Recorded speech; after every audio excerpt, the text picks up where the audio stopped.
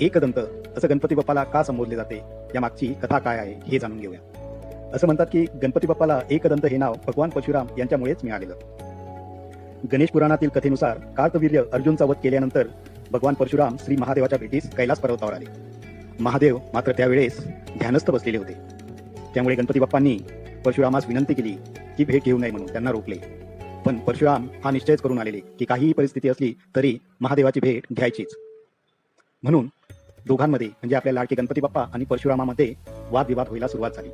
दोघांच्या वादाचं रूपांतर युद्धात झालं. दोघांमध्ये युद्ध सुरू झाले.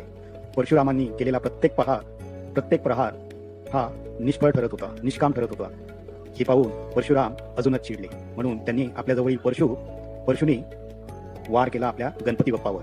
आणि बाप्पांनी त्या परशुचा मान ठेवून आपल्या दातावर तो प्रहार झेलला. त्यामध्ये बाप्पाचा एक दात अर्धा तुटला.